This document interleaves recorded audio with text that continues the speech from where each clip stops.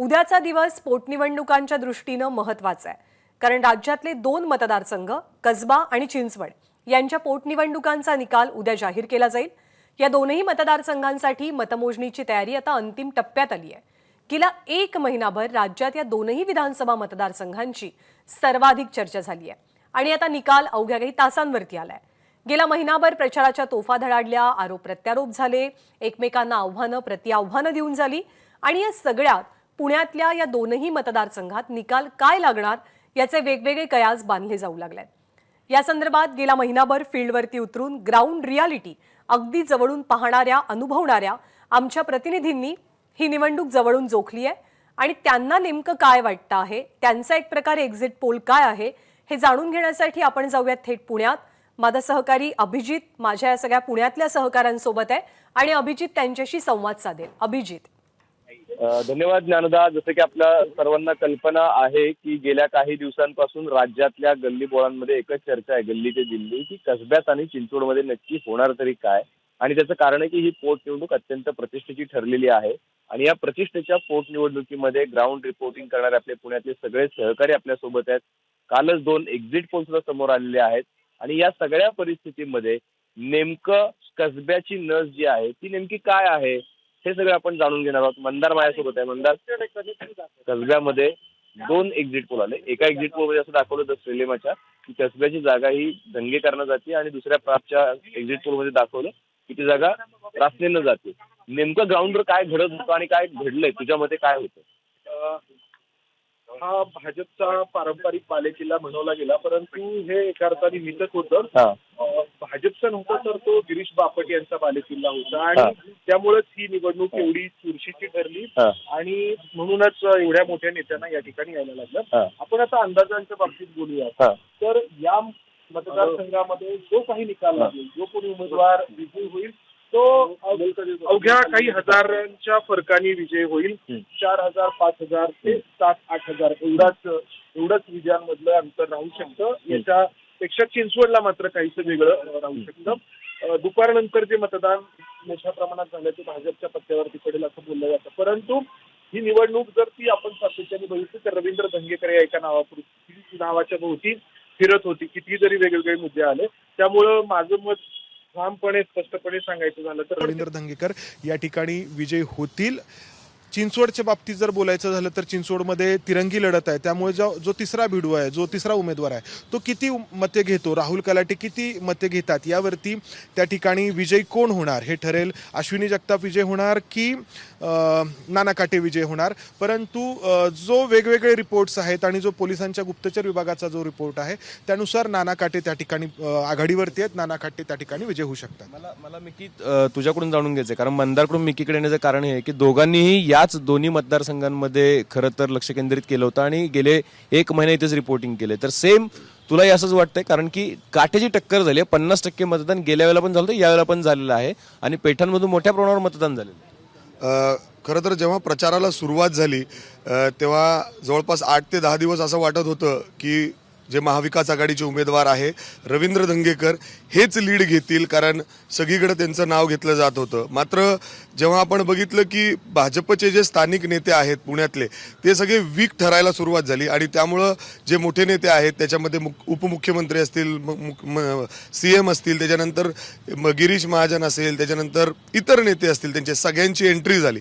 शेवटचे 2-3 दिवस त्यांनी खूप जोर लावला या ठिकाणी, अनेक दिग्गज लोकांना त्यांनी बोलवलं, त्याच्यानंतर बैठका त्यांच्यामध्ये झाले, काय पाहिजे हे सगळं काही या ठिकाणी बघितलं आणि त्या हिशोबाने त्यांनी एक ॲक्शन प्लॅन या ठिकाणी तयार केला। ॲक्शन प्लॅनचा फायदा होईल असं दिसतंय। ॲक्शन प्लॅनचा काही प्रमाणात नक्कीच बीजेपीला फायदा होताना दिसतोय, परंतु ज्या दिवशी आपण मतदान होत होतं आपण या पेठेंच्या काही मतदारसंघामध्ये गेलो तर जे वर्षानुवर्ष बीजेपीचे मतदार आहेत त्यामध्ये काही RSSचे देखील लोक असतील, ते देखील रवींद्र धंगेकर याचं नाव घेत होते। याचं कारण आहे की रवींद्र धंगेकर ग्राउंडवर काम करताना दिसतो, सहजपणे लोकांना उपलब्ध होतो। काही त्यांचं छोटंसं काम असेल तरी रवींद्र धंगेकर त्याच्याच गाडीवर बसून एखाद्या पालिकेत नेईल, कुठं काय नेईल आणि काम करून देईल। त्यामुळं काटेकी टक्कर तयार झाली आणि या काटेची टक्कर जी तयार झाली ते सगळे जे मोठे नेते एंट्री घेतली त्याच्यामुळे तयार झाली। काटेकी टक्कर झाली। मी नाझीमकडे येणार आहे, पण ज्या ज्यावेळेला एक्झिट पोल आले त्या त्यावेळेला काही काला उलटफेर पण झालाय. यावेळेला उलटफेर दिसेल की ग्राउंडवर जे दिसतंय तेच एक्झिट पोलमध्ये? नाही, अर्थातच ग्राउंडवरती जे दिसेल त्याच्यापेक्षा विपरीत देखील निकाल येऊ शकतो. मी जसं सुरुवातीला म्हटलं की विजयाचं जे अंतर आहे ते अवघ्या काही हजारांचं असेल, म्हणजे मोठं मताधिक्य कोणत्याही उमेदवाराला नसेल. भारतीय जनता पक्षाने मोठे नेते या ठिकाणी उतरवले आणि इतरही अनेक गोष्टी ज्या केल्या दुपारच्या नंतर, त्याच्यामुळं ही निवडणूक जी आहे ती चुरशीची झाली. लोकांचे जेव्हा जेव्हा कल बघितले गेले किंवा लोकांचे इंटरव्ह्यू घेतले गेले तेव्हा रवींद्र धंगेकर यांचं नाव घेतलं गेलं. मात्र भाजपनी जी त्यांची यंत्रणा आहे जी सतत ओळखली जाते, बूथ मॅनेजमेंट जे आहे ते बूथ मॅनेजमेंट खूप तगड्या पद्धतीने केलं. खूप तगडे नेते या ठिकाणी ठाण मांडून होते. त्याच्यामुळं भाजपला जे आहे ते या ठिकाणी होप्स वाटत आहेत. अर्थात प्रत्येकाने या ठिकाणी आपलं स्पष्ट मत मांडावं असं अपेक्षित आहे. कोण निवडून येईल हे सांगणं अपेक्षित आहे. ठीक आहे, पण आता चिंचवड अजून एक हाय प्रोफाईल मतदारसंघ झालाय आणि चिंचवडमध्ये ज्या पद्धतीनं जेव्हा पोटनिवडणूक होते तेव्हा तिथं खरं तर एक सहानुभूती बघायला मिळते, तशी बघायला मिळाली होती. आणि काय चित्र राहिलं नाना काटे, कलाटे आणि अश्विनी जगताप यांच्या? सहानुभूतीचा मुद्दा, कारण दिवंगत आमदार लक्ष्मण जगताप यांच्या पत्नी अश्विनी जगताप तिथं उभं राहिलं. त्यामुळं पहिला 2 टप्पे मला त्या ठिकाणी दिसले, पहिला आठवडा आणि दुसरा आठवडा. पहिल्या आठवड्यात भाजप गैरसमजात होतं की ही पोटनिवडणूक जी आहे ती एकतर्फी होईल, परंतु दुसऱ्या आठवड्यामध्ये या ठिकाणी आपल्याला अनेक टप्पे जे आहेत ते या प्रचारामध्ये पाहायला मिळाले. त्यातला पहिला जो निकाल लागला तो निवडणूक आयोगाचा. निवडणूक आयोगानं जो निकाल दिला, उद्धव ठाकरेंना ची जी शिवसेना होती आणि धनुष्यबाण हे जे या ठिकाणी एकनाथ शिंदे यांना दिलं, त्याच्यानंतर वातावरण तिथलं फार बदललं. मग अजित पवार उतरले, आदित्य ठाकरे उतरले, जयंत पाटील उतरले, असे जे एकामागे एक तिथं नेते यावं लागले आणि वातावरण जे आहे ते पूर्णपणे बदललं. आणि जे आधी भाजपचा गैरसमज होता की एकतर्फी निवडणूक होईल, तिथं काटेकी टक्कर जे आहेत या ठिकाणी आपल्याला पाहायला मिळाली. आणि दुसरीकडे राहुल कलाटेंचा देखील प्रचार जो आहे तो ते सोसायट्यांमध्ये जाऊन या ठिकाणी प्रचार तिथं करताना पाहायला मिळाले. त्याच्यामुळं जे आधी चित्र होतं ते आता पूर्णपणे बदललेलं आहे. मग शेवटच्या 2 दिवसात आणखी वेगवेगळ्या घडामोडी या ठिकाणी घडल्या. नाना काटेंनी जी चांगली टक्कर दिली होती आणि बढत घेतलेली होती शुक्रवारपर्यंत, परत या ठिकाणी भाजप तिथं समतोल थोडंसं राखण्यात यश आलेलं आहे. परंतु जसं मंदार सर म्हणाले की नाना काटे त्या ठिकाणी विजयी होतील, तसंच त्या ठिकाणचं चित्र जे आहे ते आत्ता या ठिकाणी आपल्याला एक्झिट पोलमध्ये वेगळे दाखवतात आणि ग्राउंडवरती वेगळी रियालिटी आहे. ग्राउंडवरती रियालिटी वेगळी, कारण जसं भाजप त्या ठिकाणी प्रचार करतं बूथवरती त्यांची यंत्रणा जशी असते तशीच या ठिकाणी वेगळी यंत्रणा यावेळेला राष्ट्रवादी काँग्रेसची पाहायला मिळाली, जी आत्तापर्यंत मिळत नव्हती. गटबाजी त्या ठिकाणी वेळोवेळी असायची. गेल्या 10 वर्षात मी तिथं पाहिलंय, पहिल्यांदा राष्ट्रवादी काँग्रेसमध्ये गटबाजी दिसली नाही. फायदा होईल त्या ठिकाणी त्यांना फायदा होईल. जयंत पाटलांनी त्यांची यंत्रणा जी आहे ती त्या ठिकाणी उतरवलेली होती. अगदी सांगली जिल्ह्यातला प्रत्येक एक कार्यकर्ता जो आहे तो बूथवरती आणि पदाधिकाऱ्यांच्या मागं जो आहे तो या ठिकाणी होता. ही या गोष्टी ज्या आहेत त्या भाजप ज्या पद्धतीने उतरवतं तशाच प्रकारे राष्ट्रवादीने या ठिकाणी उतरवलं. आणि शिवसेना इतक्या मजबूतीनं उतरली, इतक्या खुनशीनं उतरली, त्यांना बदला घ्यायचा आहे. त्यामुळं या ठिकाणी राष्ट्रवादीला आणि काँग्रेसला एकजूट दाखवावी लागली. आणि पहिल्यांदा मला वाटतं की महाविकास आघाडीनं एकजूट होऊन या ठिकाणी ही लढाई या ठिकाणी दिली. त्याच्यामुळंच नाना काटेंचं नाव खूप अग्रस्थानी आहे. राहुल कलाटे काही चमत्कार करतात का ते निकालातून दिसेल, परंतु वाटत तर तसं काही नाही आहे. नाना काटे आत्ता पुढं आणि सगळ्यात अग्रस्थानी नाव आहे. नाना काटे अग्रस्थानी आहेत. जसं आपल्याला मंदारने आणि नाझीमने मिकीने सांगितलं की ग्राउंडच्या रिॲलिटीज काय आहेत, नेते कसे उतरले, निवडणूक कुठल्या कुठल्या मुद्द्यांवरती फिरली, असे कुठले मुद्दे होते की ज्यावेळेला असं वाटलं की ही निवडणूक एका बाजूला जाता एकदम अचानकपणे दुसऱ्या बाजूला, म्हणजे हाय प्रोफाईल नेत्यांचा प्रचार महत्त्वाचा ठरला? हाय प्रोफाईल नेत्यांचा प्रचार नक्कीच महत्त्वाचा ठरल्यासारखं वाटतो. त्याचं कारण आहे, ज्यावेळेस सुरुवातीला ही निवडणूक जाहीर झाली, त्यावेळेस उमेदवार घोषित झाले, त्यावेळेस सुरुवातीला जर वाटलं तर रवींद्र दंगेकर आघाडीत वाटले. त्यानंतर ज्यावेळेस मोठे नेते या ठिकाणी उतरले त्यावेळेस मात्र ही निवडणूक कुठेतरी रासनेंच्या बाजूनी किंवा भाजपच्या बाजूनी कुठेतरी फायदा होईल असं वाटायला लागलं.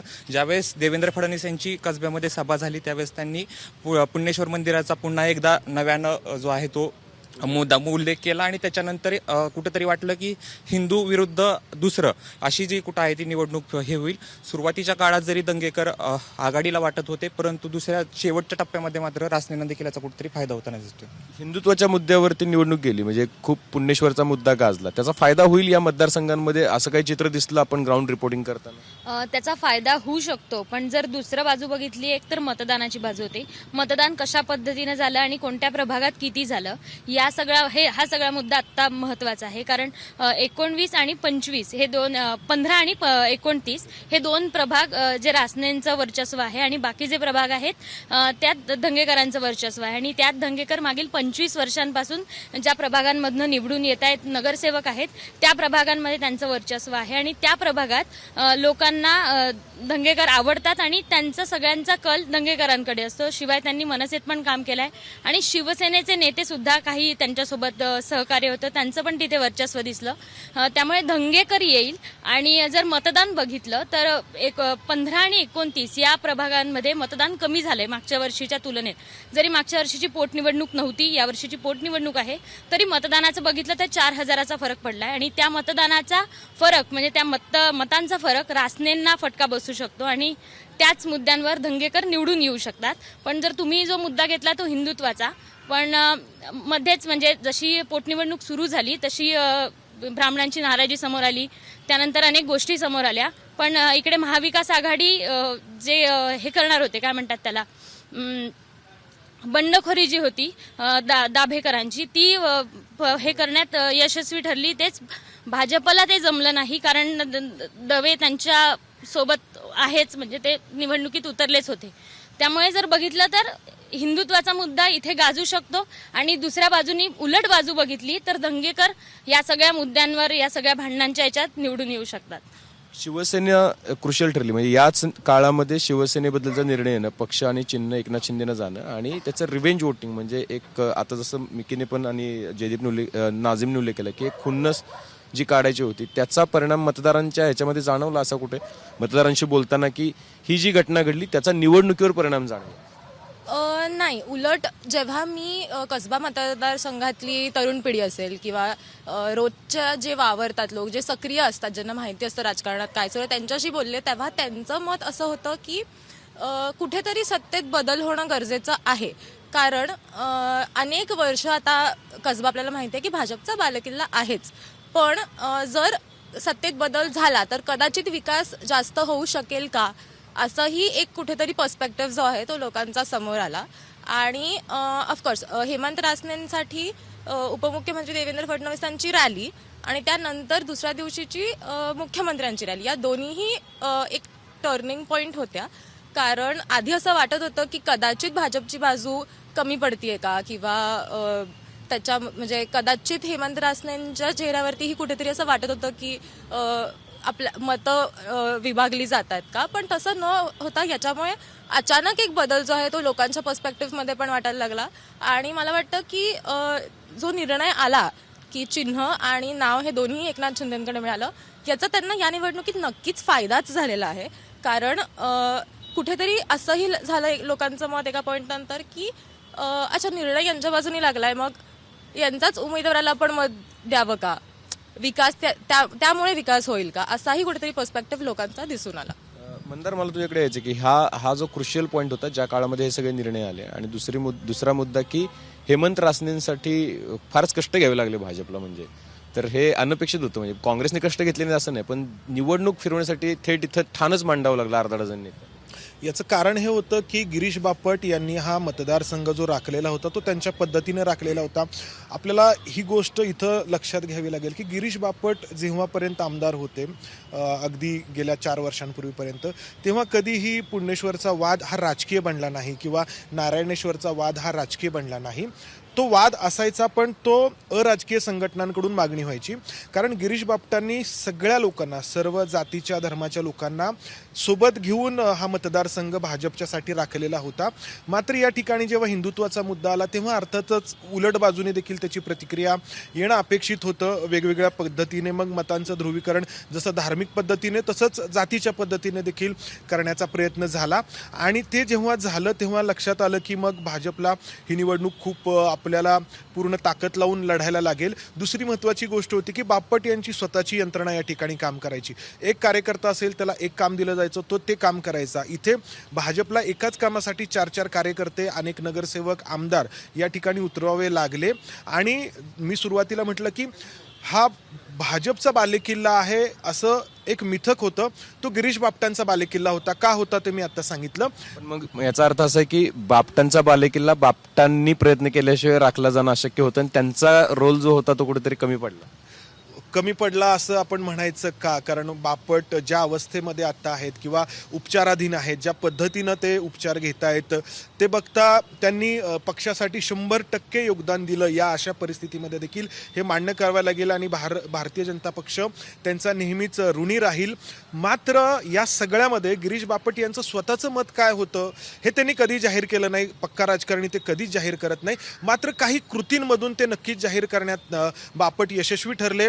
गिरीश बापट यांच्याकडून आधी असं सांगण्यात आलं की ते या प्रचारामध्ये सहभागी होणार नाही. त्यांनी स्वतः एक पत्र काढलं. मात्र त्यानंतर भारतीय जनता पक्षाच्या नेत्यांची पळापळ झाली. सगळे नेते म्हणजे उपमुख्यमंत्री असतील, अनेक मंत्री असतील, गिरीश बापटांना भेटायला गेले आणि रात्री उशिरा गिरीश बापट सक्रिय होणार असं ठरलं आणि केसरीवाड्यामध्ये त्यांनी एक बैठक घेतली आणि यातूनच सगळं काही स्पष्ट झालं.